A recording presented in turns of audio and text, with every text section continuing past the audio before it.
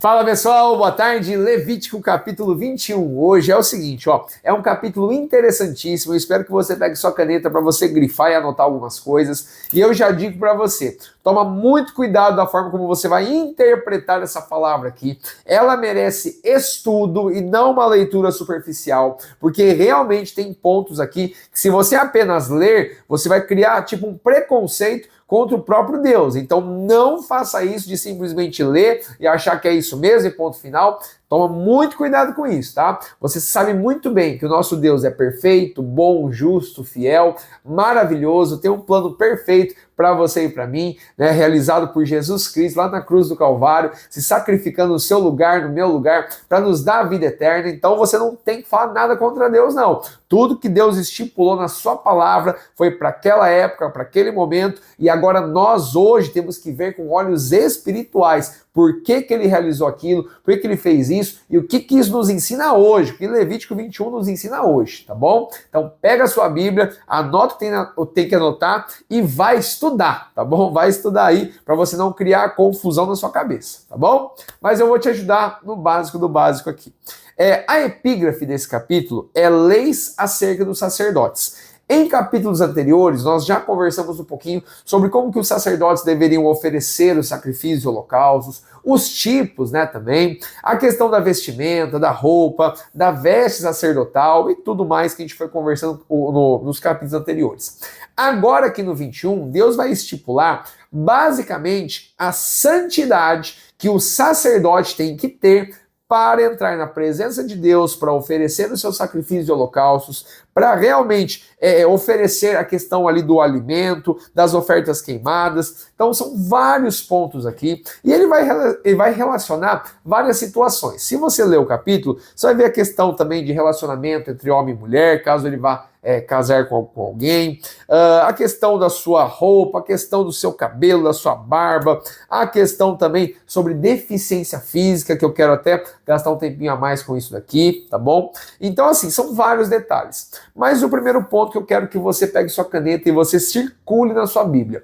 A quantidade de expressões que Deus utiliza para focar na santidade. Então, se você for pegar o seu capítulo aí, você vai ver que no versículo 6 já fala sobre ser santo. Então Deus está estipulando ali, santos serão a Deus, no caso ali os sacerdotes. Mas você sabe que eu e você hoje nós somos sacerdotes do Senhor, hein? Então, essa palavra também é para você. Santos serão a seu Deus, olha só. Depois no versículo 5 e 6, versículo 7, versículo 8, o versículo 15, versículo 22 e o versículo 23. Então, sempre vai ter uma expressão relacionada à santidade. Mais uma vez mostrando que o nosso Deus, ele é santo, ele não se mistura com o erro, com o pecado, e ele quer que o seu povo busque a santidade, busque aquele espelho que reflete a imagem do Senhor, porque isso é o necessário para todas as pessoas. É isso que a palavra de Deus nos ensina.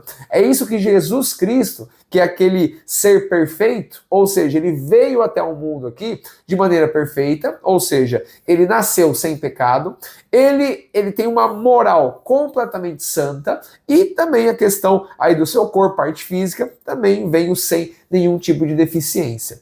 Então você precisa entender que todos os sacerdotes tinham que espelhar a Cristo. Você sabe que o Antigo Testamento, o Velho Testamento aqui, ele era a sombra daquele que viria, o nosso Senhor. Então você tem que entender que tudo que Deus estipulou e falou e orientou é para nós olharmos para Jesus, sempre para Jesus, e não para nenhum tipo de apóstolo, nenhum tipo de pastor, nenhum tipo de situação, não. Sempre os nossos olhos para Jesus. É isso que você precisa entender. O Antigo Testamento, ele é voltado para que realmente a gente olhe, bata o olho e fala assim, nossa, eu consigo enxergar Cristo nesse princípio aqui. E agora Levítico 21, nessa parte do versículo 18 em diante, que talvez você leia e você fique com o pé atrás, você fala assim, opa, mas isso aqui eu tô achando muito estranho, hein? Que é a questão da deficiência física. Deus, ele acaba proibindo que as pessoas da linhagem de Arão, que seriam sacerdotes, mas que nasceram com alguma deficiência física, e aí ele vai citar algumas, né? Então, por exemplo, cego, coxo, pé quebrado, mão quebrada, corcovado, anão, tiver belida no olho, sarna, e assim outras aqui que ele vai colocando. Não poderiam realizar, como está escrito no versículo 21, oferecer as ofertas queimadas ao Senhor.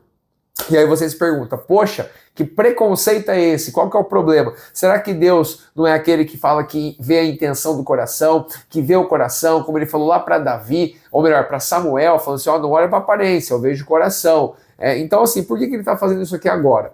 Porque, de novo, pessoal, é uma simbologia da perfeição de Jesus Cristo. Para realizar todo esse sacerdócio, oferecer, ou seja, essas ofertas aqui, como está no versículo 21, tinha que ser, entre aspas, perfeito, tinha que ser santo. Então não poderia ter erro, não poderia ter deficiência, tinha que realmente ser de uma forma simbológica perfeito e santo, como nosso Senhor Jesus é. Então você precisa entender isso. Tanto que Deus, na sua misericórdia, ali no versículo 22, ele fala que as pessoas que possuem a deficiência, os sacerdotes que têm essa deficiência, eles podem comer normalmente, eles podem estar no momento de comunhão normalmente. Eles só não poderiam oferecer o pão de Deus, olha lá, oferecer as ofertas queimadas do Senhor. Era a única função que eles não poderiam fazer. Mas no restante, eles estariam na terra de Canaã, eles estariam em comunhão, eles estariam se relacionando, falando, estariam salvos pelo Senhor. Tá tudo certo. Era somente isso, por conta realmente dessa simbologia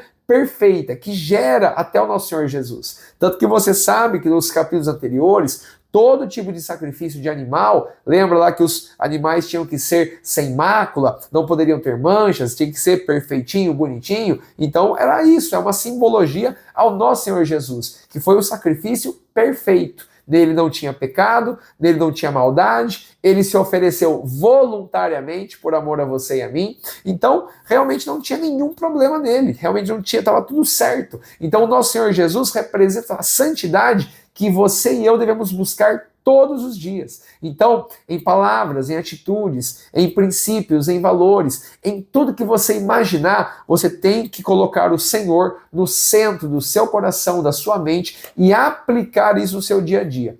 Ah, Caio, mas espera aí, agora você falou sobre deficiência. Poxa, eu sou deficiente, eu tenho alguma coisa, eu tenho isso, eu tenho aquilo, eu sou assim, eu sou tal, ou até mesmo tenho um filho assim, uma filha assim, minha mãe, meu pai, e aí? Você tem que entender isso, que todos nós fomos chamados pelo Senhor para herdarmos a vida eterna pelo sacrifício de Jesus. Então não há nenhum tipo de deficiência física que nos separe do amor de Deus. Você precisa entender que lá atrás, aqui no livro de Levítico, essa separação do ofício era para simbolizar o Senhor Jesus. Mas entenda de uma vez por todas que Cristo levou sobre si todas as nossas enfermidades, dores, deficiências, tudo que você imaginar que não é do padrão do Senhor, mas sim causado pelo pecado nesse mundo, pela desobediência de Adão e Eva, que está passando de geração em geração, Jesus Cristo levou de maneira perfeita. Ele pegou tudo isso e na cruz do Calvário, ele consumou. Está tudo pago. Então eu e você, se cremos no nosso Senhor Jesus, confessarmos ele com a nossa boca,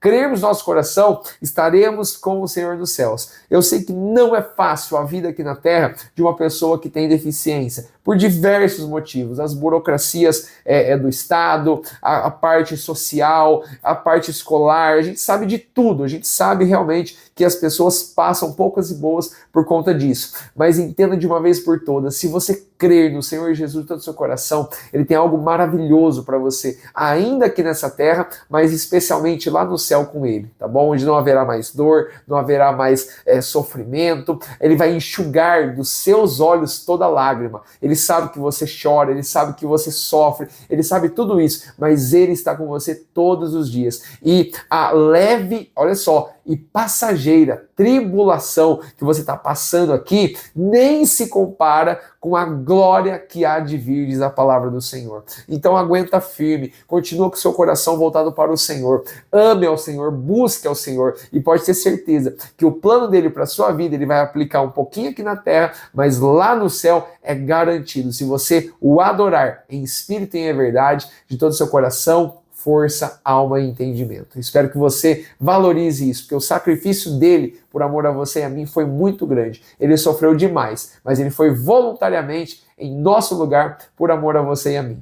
estaremos com ele nos céus um dia, tá bom? Aguenta firme. É isso que o Levítico 21 nos ensina. Nos vemos no 22. Um grande abraço, Deus abençoe.